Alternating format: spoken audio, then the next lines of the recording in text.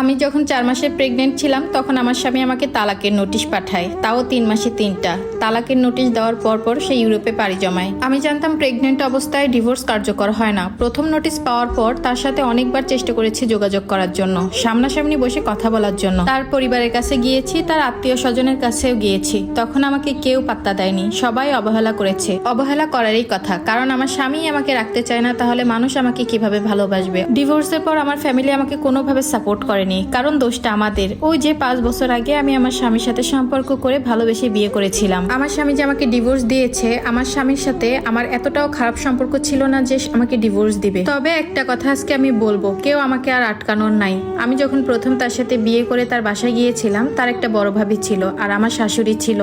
তারা দুইজনই আমাকে একদমই পছন্দ করতো না। বিয়ের পর দিন থেকে একটা দিনও আমার সাথে ভালো ব্যবহার করেনি। আর এই ব্যবহারের কথা যদি আমি আমার স্বামীর সাথে শেয়ার করতাম, তখন বলে রিলেশন করে বিয়ে করেছি, টুকিটাকে একটু শুনতে হবে, তুমি একটু মানিয়ে নিও।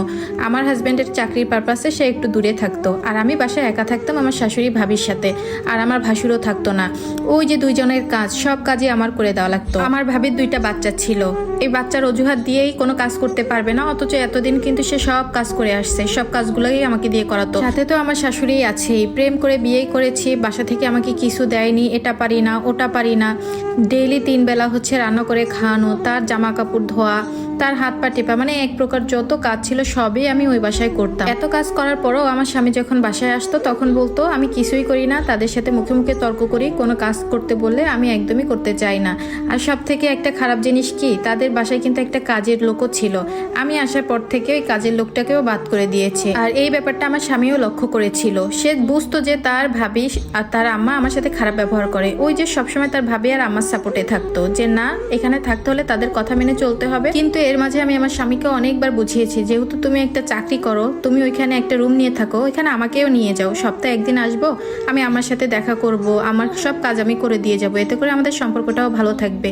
তার এক কথা না, তার মা ভাবির সেবা করতে হবে, তোমার এখানেই থাকতে হবে, থাকলে থাকো, না থাকলে তুমি চলে যেতে পারো। এই কথা আমাদের ভিতরে বহুতবার হয়েছে। এর মাঝে বিয়ের কয়েক মাস পরে আমি প্রেগনেন্ট হই। প্রেগনেন্ট হলেও কি হয়েছে, প্রতিনিয়ত আমার যে কাজ সেগুলো আমার করাই লাগতো। আর এই কাজ করতে করতে আমি অভ্যস্ত হয়ে গেছিলাম, আমার কাছে তেমন কিছুই মনে হতো না। 3-4 মাস আমি ভালো মতো কাজ করতে পারলেও প্রেগনেন্টের 4-5 মাসে এসে আমি একদমই ভারী কাজ করতে পারতেছিলাম না, বারবার অসুস্থ হয়ে যায়। তো এই অজুহাত দেখিয়ে আমার স্বামী আবার বলে যে তুমি তোমার বাবার বাসা থেকে বেরিয়ে আসো কতদিন। আর বাবার বাড়িতে পাঠানোর 1 সপ্তাহ পরেই আমাকে তালাকের নোটিশ পাঠায়। আর কি কারণ জানতে চাইলে কোনো কারণই আমাকে বলেনি। তার সাথেও আমার সামনাসামনি কখনো দেখা হয়নি, মানে সে দেখা করতে চায়নি। আমার শ্বশুর শাশুড়ি বা আমার ভাবি ভাসুর তারাও আমার সাথে কোনো প্রকার কোনো যোগাযোগ রাখেনি। আমি যদিও গিয়েছিলাম, যাওয়ার পরে তারা আমার মুখের উপর দরজা বন্ধ করে দিয়েছিল। জানেন আপু, তখন আমার হাতে চলার মতো একটা টাকাও ছিল না। যদিও আমি অনেক লেখাপড়া করেছি, কিন্তু আমি কোনো জব করতাম না। এই অবস্থায় আমার ফ্যামিলি থেকে অনেকবার বলেছে তার বিরুদ্ধে আইনগত ব্যবস্থা নেওয়ার, কিন্তু আমি কখনোই রাজি হইনি। কারণ যে মানুষ জোর করে চলে যেতে চায় তাকে কখনো বেঁধে রাখা যায় না। আর এমন তো না আমরা অচেনা, 5টা বছর সম্পর্ক করে আমরা বিয়ে করেছি। শুরু হয় আমার জীবনের নতুন এক অধ্যায়। আর এই প্রেগনেন্ট অবস্থায় আপু জানেন না আমার যে কতবার আমার স্বামীকে দেখতে মন চাইতো, আমার স্বামীর কাছে যেতে ইচ্ছা করতো, কিন্তু সেই স্বামী আমাকে ঠকিয়ে দিল। আমার সন্তান পেটে নিয়ে আমার বাবার বাড়ির লোক সহ পাড়া প্রতিবেশী সবার অনেক কটু কথা শুনেছি আপু। আমি জানেন ভাত খেতে খেতে কান্না করে দিতাম। আর এই কষ্টটা না আমি কাউকে বোঝাতে পারতাম না, কেউ আমাকে বুঝতোও না। অবশেষে অনেক কষ্টের পর আমি একটা কন্যা সন্তান জন্ম দিলাম। অবশ্যই আমার মেয়ের মুখ দেখার পর আমার বাবা মা সবাই একটু মনটা নরম হয়ে যায়, তারা আমাকে খুব ভালোবাসে। তখন আমার সন্তানের দেখাশোনা আমার মাই করতো। এর মাঝে আমি একটা সরকারি জবও পাই। আমার ছোট বাচ্চাটাকে আমার মায়ের কাছে রেখে আমি তখন চাকরি করতাম। আর আমার মা আমাকে অনেক সাপোর্ট করেছে।